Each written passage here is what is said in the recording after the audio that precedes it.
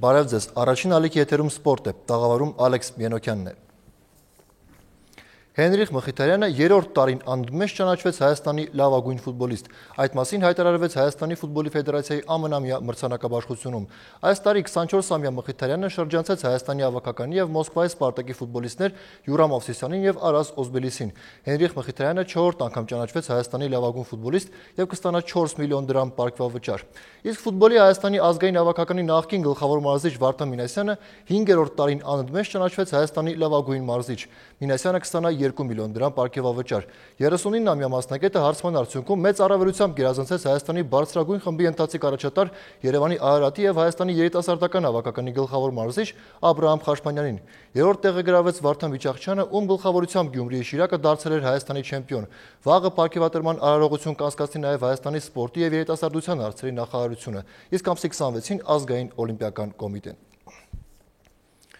Արաբական Միացյալ Էմիրություններում ընթացող շախմատի աշխարհի մինչև 18 տարեկանների առաջնությունում կայացել են հերթական տուրի պարտիաները։ Հայաստանի ներկայացուցիչ Հովհաննես Գաբուզյանն ունի 5 միավոր եւ զբաղեցնում է 7-րդ տեղը։ Նա առաջատարին զիջում է կես միավոր։ Մինչև 16 տարեկանների առաջնությունում Դավիթ Պարավյանը զիջել է առաջատարի դիրքը։ 12 տարեկանների առաջնությունում միազնի առաջատարը 6.5 միավոր վաստակած Արամ Հակոբյանն է։ Մանրամասները կպատմի Միացյալ Էմիրություններում գտնվող մեր շախմատային մեկնաբան Աղասի Ինանցը։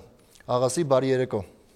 Բարի երեկո, Ալեքս, աշխարհի պատանեկան առաջնությունում քիչ առաջ ավարտվեցին 8-րդ տուրի հանդիպումները։ Բոլորի շարունակում է ուրախացնել մինչև 12 տարեկանների խմբում հանդես եկող Արամ Հակոբյանը, որը հերթական տուրում ոչ ոք չկարած Ռուսաստանի ներկայացուցիչ Եսիպենկոյի հետ եւ 8 հնարավորից վաստակելով 7 միավոր շարունակում է գլխավորել մրցաշարային աղյուսակը։ Գերազանց կան ցուցադրում նաև մինչև 8 տարեկանների խմբում հանդես եկող Ռոբերտ Մուրադյանը եւ մինչև 16 տարեկանների խմբում հանդես եկող Անի Հարությունյանը։ Այս երկու շախմատիստներն էլ ունեն 6.5 միավոր։ Վաղը մրցաշարում հանգստյան օր է, իսկ դեկտեմբերի 26-ին կկայանան 9-րդ տուրի հանդիպումները։ Ողջ մրցաշարը բաղկացած է 11 տուրերից, այսինքն առջևում կա դեռ 3 տուր, հուսանք, որ մեր ներկայացուցիչները կարողանան արդարացնել բոլորի սպասելիքները։ Ալեքս,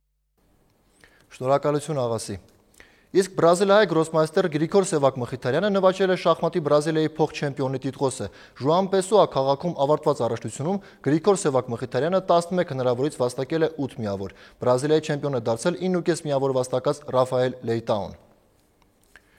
Լոս Անջելեսում վիրահատված եւ վերականգնողական փուլ անցնող Յուրամ Մովսիսյանը Կալիֆոռնիայում մասնակցել է բարեգործական միջոցառմանը։ Հայաստանի ավագականի եւ Մոսկվայի Սպարտակի 26-ամյա արձակվողը Գլենդելի մարզահամալիրում աշխատել է երիտասարդ խաղացողների հետ։ Նա Facebook-յան իր էջում գրել է, որ մեծ հաճույքով է աշխատել բոլորի հետ ամենամյա բարեգործական ֆուտբոլային դասընթացների ժամանակ։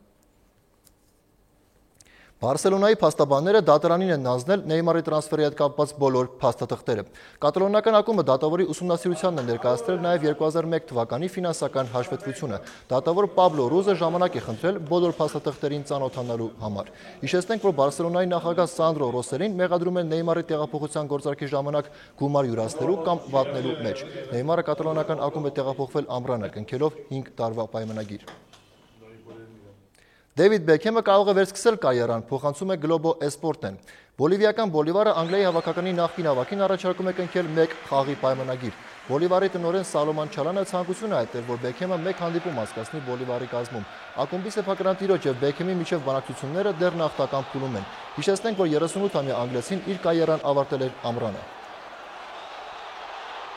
Կայացել են բասկետբոլի ազգային ասոցիացիայի կանոնավոր առաջնության հերթական տուրի հանդիպումները։ Գործող չեմպիոն Մայամին սեփական խաղահարապարակում հյուրընկալել է Ատլանտային։ Հիմնական ժամանակն ավարտվել է ոչ ոքի 111-111 հաշվով։ Լրացուցիչ ժամանակում ավելի արդյունավետ են գործել Մայամիի բասկետբոլիստները։ Խաղն ավարտվել է 121-119 հաշվով հօգուտ Մայամիի։ Լոս Անջելես Լեյքերսը առանց Կոբի Բրայանտի կրել է հերթական ջախջախիչ պարտությունը 90-117 հաշվով Ֆինիքսից։ Հյուստոնը տանը 104-111 հաշվով պարտվել է Դալասին։ Սան Անտոնիո Սփյորզն էլ 112-99 հաշվով հաղթել է Տորոնտոյին։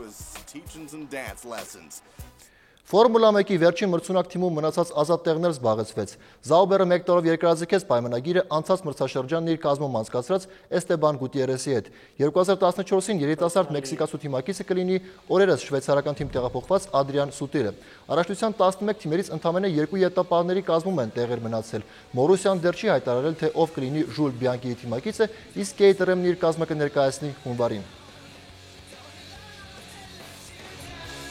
Մարզական լրահոստ այսքանն էր, առայժմ։